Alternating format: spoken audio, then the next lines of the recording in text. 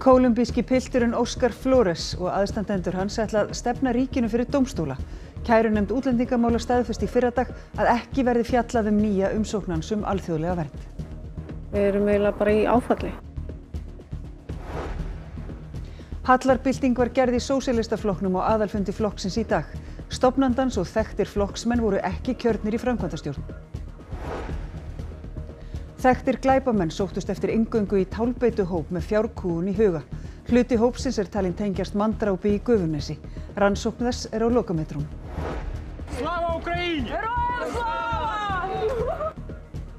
Rússar og Úkraínumenn sleppa 1000 stríðsföngum hvorir helgina. Margir eru enn í haldi. Hinn eini sanni steinn í hlíðum Esju var settur á sinn stað í dag. Hann hafði oltið og hefði á endanum farið niður hlíðina. Steinninn nokkurs konar altari þeirra sem leggja á fjallið, segir einn úr aðgerðahópnum.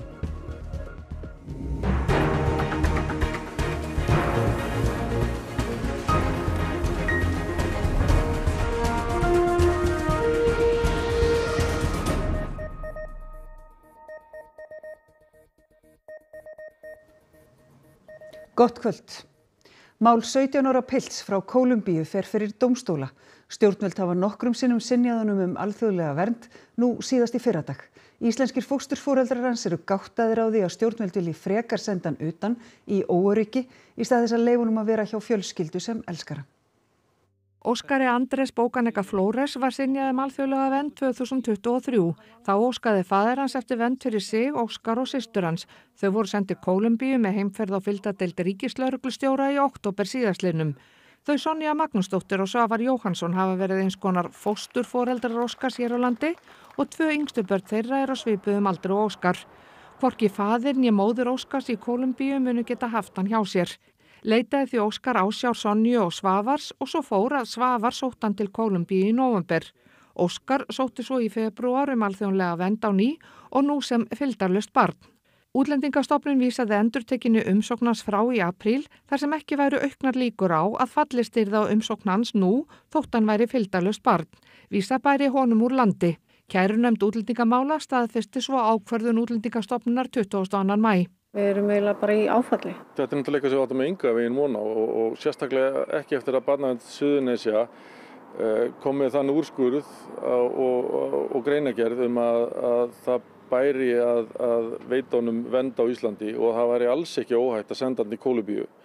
Eftir að hafa rannsakað málið hans og haft samband við barnaverndaryfirvöld í Kólumbíu og reynt að hafa samband við móður hans og allt. Í úrskurði kærunefndar segir það liggi fyrir að barnaverndaryfirvöld í Kólumbíu taki við Óskari verðan sendur þangað og tryggi honum umsjá og örugt viðurværi. Svavar segir að senda í Óskar og land eftir viku og að líklegast verði honum komið fyrir á munaðarleysingahæli því enginn vilji taka við honum. Þetta vill barnamálaráðherra og dómsmálaráðherra gera frekar en að lofa honum að vera hjá okkur í örygginu á Íslandi hjá fjölskyldu sem elskar hann. Það er í undirbúningi núna að stefna stjórnvöldum út af þessu en svo ætlum við að bara boða til mótmæla á Austurvelli á mánudaginn klukkan 3 og við finnum fyrir rosalega miklum stuðningi í þjóðfélaginu og bara reiði hjá almenningi og við erum rosalega þakkláttir í það. Frambjóðendur úr grasrót Sósíalistaflokksins náðu völdum á aðalfundi flokksins í dag. Forseti borgarstjórnar og pólitískur leiðtogi flokksins íhugar stöðu sína. Þau sem vildu breytingar, þau unnu stórsigur hérna í lýðræðislegum kosningum og við boðum nýja tíma í Sósíalistaflokknum. Við viljum valddreifa meira, við viljum hafa mánaðarlega stöðufundi með stjórnum flokksins, kjörnum fulltrúum og grasrótinni og erum að undirbúa okkur fyrir komandi sveitarstjórnarkosningar. Gunnar Smári Egilsson, stofnandi flokksins og formaður framkvæmdastjórnar hans síðustu 8 ár, var ekki kosin í framkvæmdastjórn og ekki heldur Sanna Magdalena Mörtudóttir, oddviti sósíalista í borginni. Hún verður áfram pólitískur leiðtogi. Þessi fundur sem við vorum á í dag, ég myndi segja að aðdragandi hans og svona vinnubrögðin á fundinum hafi að mínu mati verið mjög harkaleg og það er ýmislegt sem ég séð í vinnubrögðum þessara meðlima þessara nýju framkvæmdastjórnar sem ég tel ekki að hjálpi okkur áfram í baráttunni fyrir sósíalisma, svo ég sé alveg heiðarleg með það. Nú hafa borist nokkrar tilkynningar að fólk sé bara að segja sig úr flokknum nú þegar. Er það eitthvað sem þú ert að íhuga? Eins og ég segi, ég held að sé alltaf gott að taka sér svona sólarhring í að melta niðurstöður og bara svona anda aðeins, þannig að það er það sem ég ætla að gera. Rannsókn á Þorlákshafnarmálinu er á lokametrunum. Málið tengist manndrápi í Gufunesi og fjárkúgun fólks sem talið tilheyra tálbeituhópi. Þekktir glæpamenn gengu til liðs við hópinn. Málið varðar frelsissviptingu, fjárkúgun og manndráp og tíma sátu 7 í gæsluvarðhaldi eftir að maður frá Þorlákshöfn sem hafði verið saknað frá heimili sínu fannst hér í Gufunesi þungt haldinn og hann lést skömmu síðar á sjúkrahúsi. Og nú eru 7 með réttarstöðu sakbornings, þar af sæta 3 gæsluvarðhaldi og hafa gert það frá 12. mars en þann 4. júní rennur út 12 vikna hámarks gæsluvarðhald og fyrir þann tíma þarf að vera búið að birta þeim ákæru. Og samkvæmt upplýsingum frá lögreglunni á Suðurlandi er rannsókn málsins á loka metrum. Fram hefur komið að máli tengist tálbeituhópi ungmenna sem laði gildrur fyrir karlmenn sem vildu komast í kynni við börn í kynferðislegum tilgangi. Samkvæmt heimildum fréttastofu stofnuðu þau gerfi aðgang á stefnumótasíðum, aðalega einkamál.is og þóttust vera barnungar stúlkur.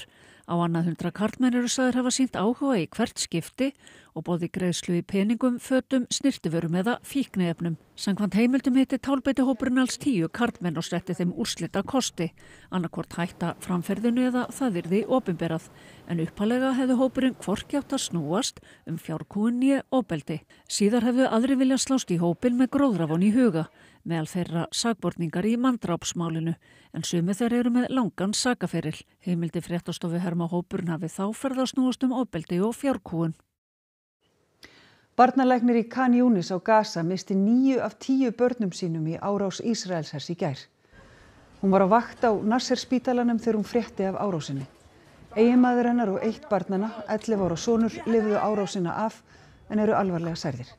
Yngsta barnið var nokkurra mánaða og það elsta 12 ára. Fangaskipti Rússa og Úkraínumanna á 1000 mönnum helgina hafa gengið samkvæmt áætlun.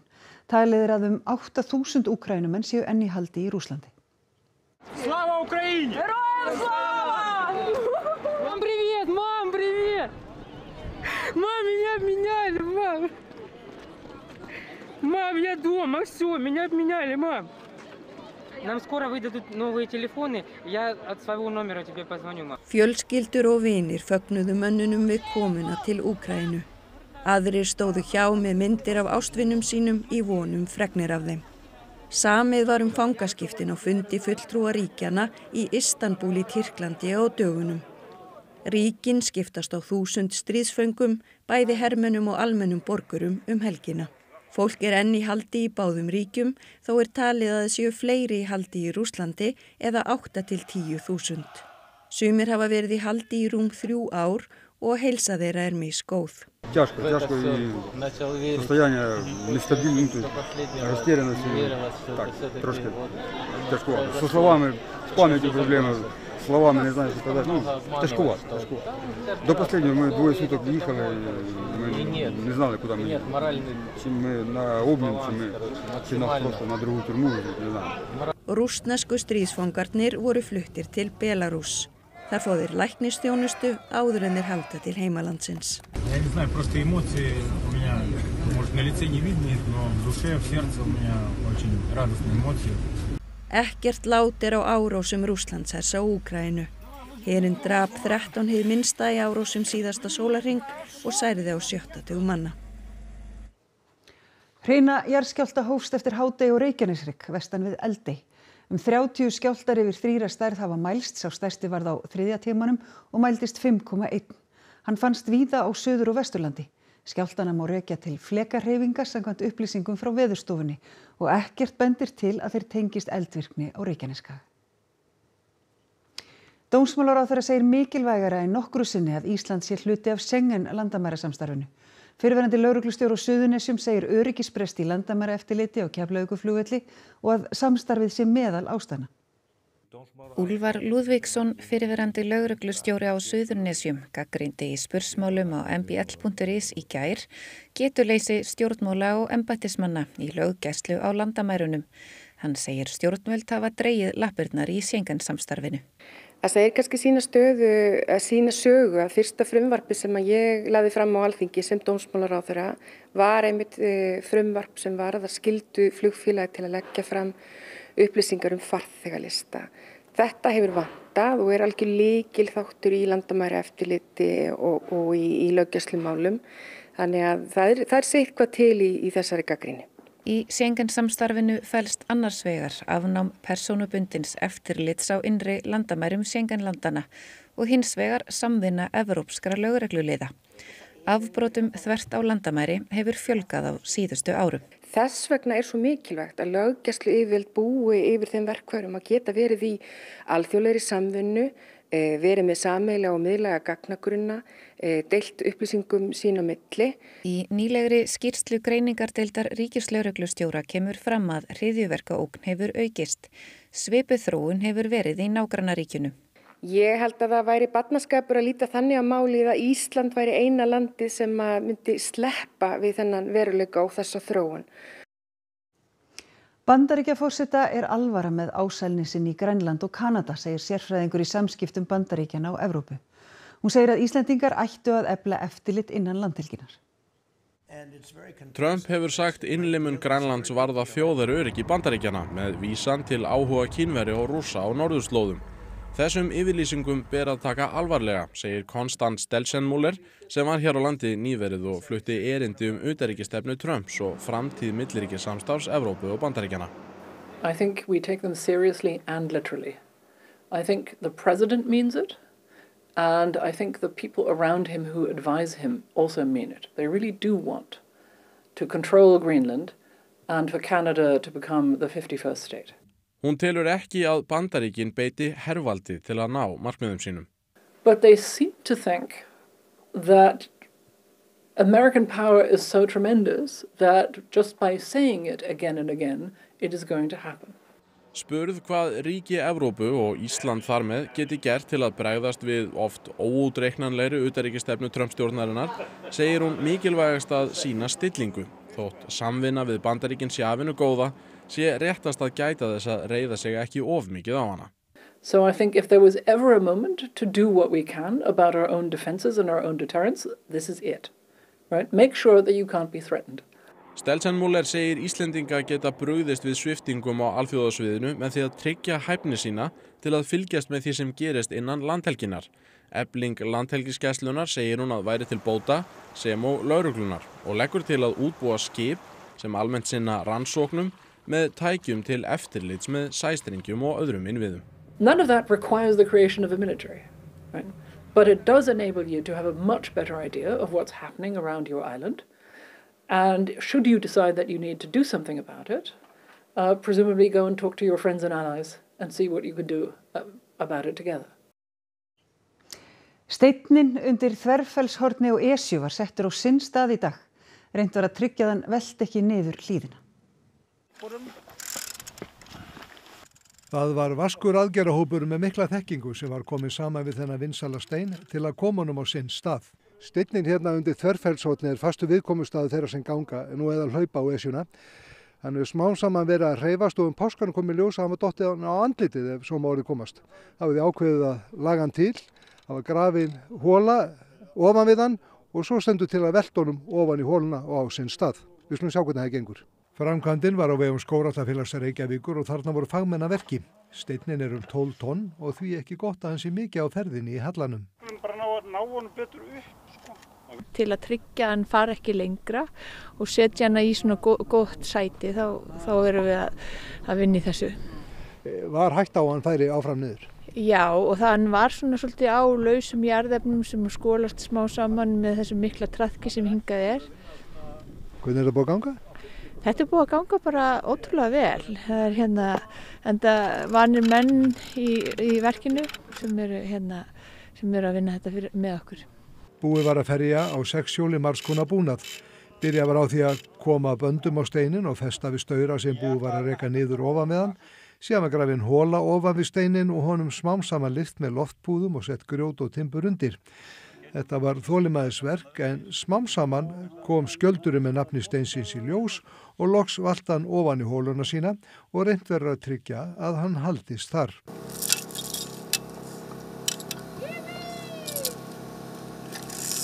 Já, við setjum þá sko keðjur aftan í hann og í akkeri hérna fyrir aftan, þannig að hann svona verði vonandi þá kjur aðeins lengur. Ykkur myndir nú bara velta fyrir sér, hefði ekki verið einfaldara að snúa skiltinu?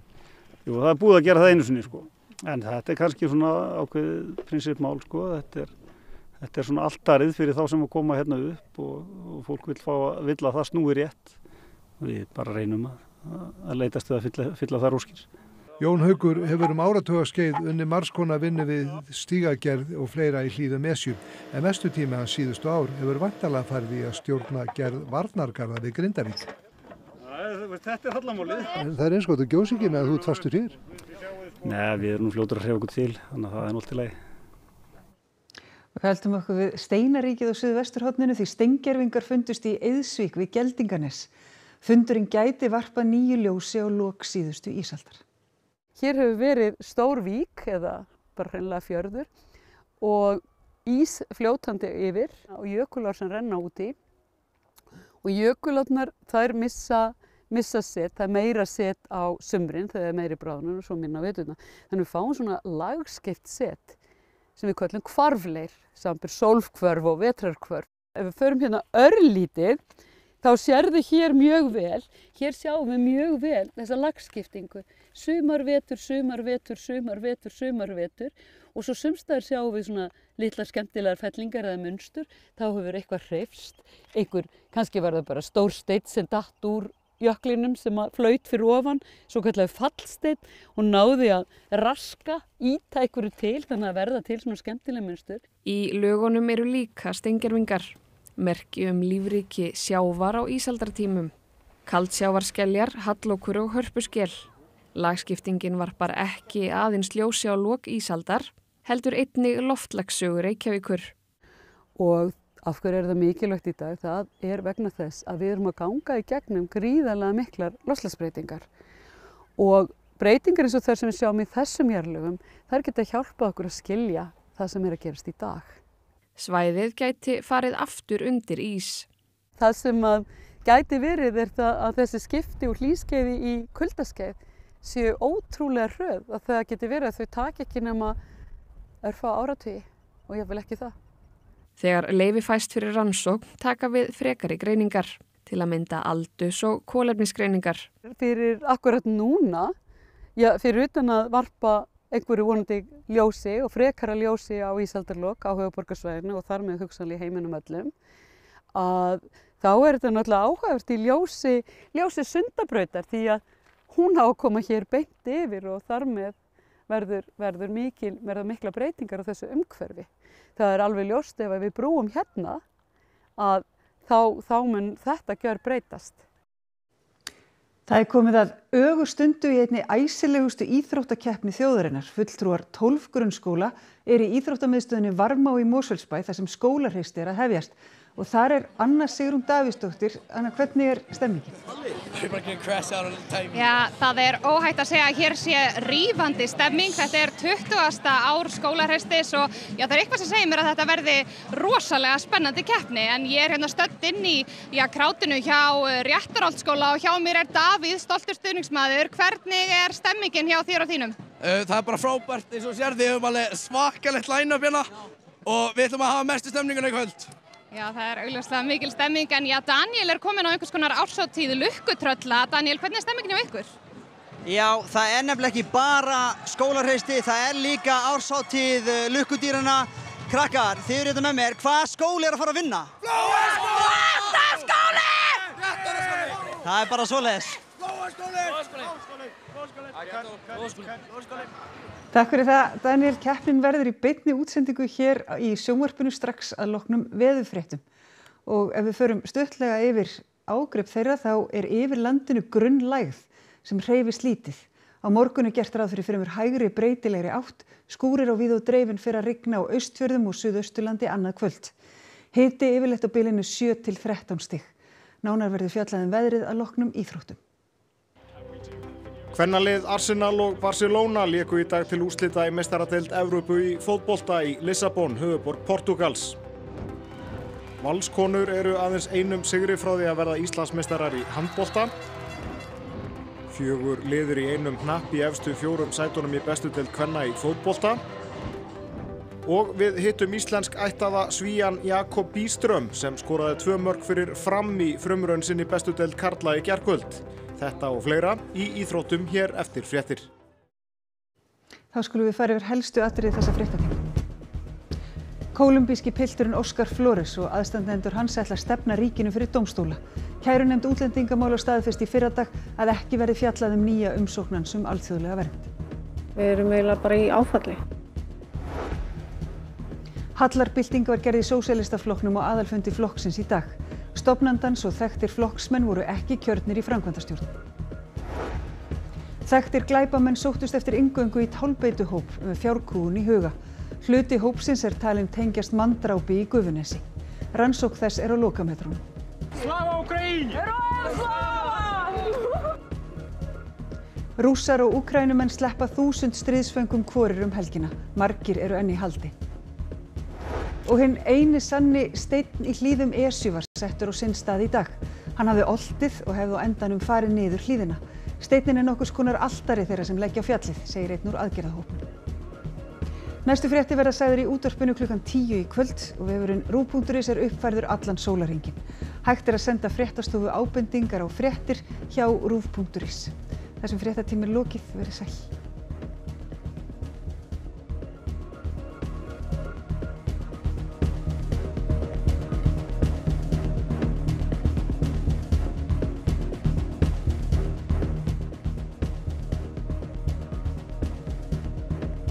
Á RÚV í kvöld. Skólahreysti. Bein útsending frá úrslitum í skólahreysti. Í skólahreysti keppa nemendur í grunnskólum landsins sín á milli í hinum ýmsu greinum sem reyna á kraft, styrk og þol keppenda. Mr. Bean fer í fríi. Gamanmynd ævintýri hins seinheppna Mr. Bean þegar hann vinnur ferð til borgarinnar Cannes í Frakklandi. Bombshell.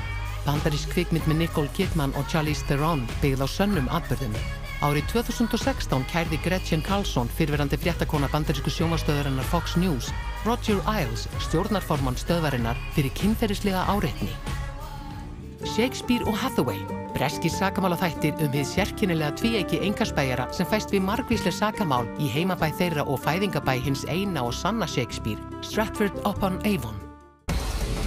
Það verður íþróttaveisla á RÚV í allt sumar.